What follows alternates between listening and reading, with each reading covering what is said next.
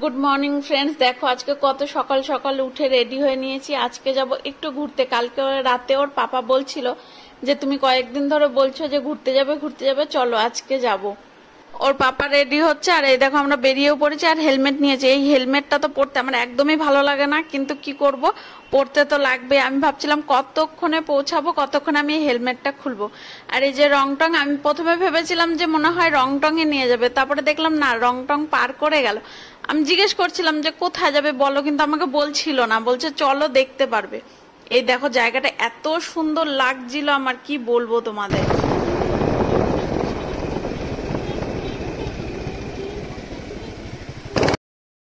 এই দেখো আমাকে নিয়ে এসছে তিন ধারায়। এর আগে যখন 15ই আগস্টে এসেছিলাম তখন এখানে এত ভিড় ছিল না, আমি ভালো করে ফটো তুলতে পারিনি। ওর বাবাকে বলছিলাম কি একটা জায়গায় নিয়ে গেলে, এত সুন্দর জায়গাটা, কিন্তু আমি ভালো করে ফটোই তুলতে পারলাম না, তাই আজকে নিয়ে এসছে। আমি ভাবতেও পারিনি যে এই তিন ধারায় নিয়ে আসবে আজকে।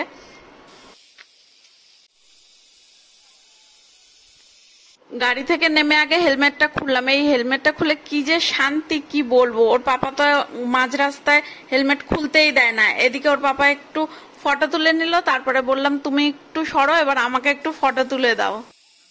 তিন ধারায় ফটো তুলে আমি বললাম যে এদিকে আর একটা ঝর্ণা দেখেছিলাম, ওখানটায় নিয়ে চলো। 15ই আগস্টের দিনে এই ঝর্ণার এখানটায় এত ভিড় ছিল, মানে দাঁড়ানোরও জায়গা ছিল না, তার মধ্যে এত জ্যাম। আর এদিকে দেখো, এই যে আমি উপরে উঠে যাচ্ছি, আমার এত ভয় লাগছিল, ভয়ও লাগছিল, আবার ইচ্ছাও করছিল যে একটু সামনে গিয়ে ফটো তুলি।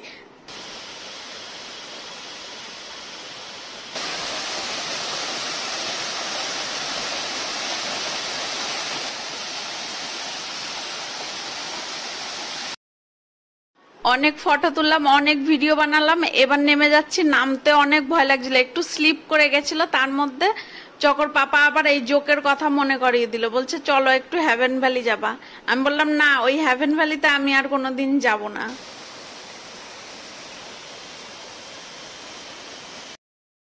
এই যে আমাদের ফটো তোলা হয়ে গেছে, বাই বাই তিন ধারায়।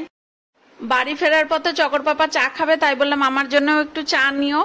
আর দেখলাম চকলেট ঝুলছে, তো চকলেট, এই চকলেটগুলো না চকো খুব ভালোবাসে, তাই একটু চকোর জন্যও নিয়ে নিলাম। আর এবার আমরা বাড়ি যাচ্ছি। তোমরা চ্যানেলটা সাবস্ক্রাইব করে দিও, আর পেজ থেকে দেখলে ফলো করে নিও। Tata, by.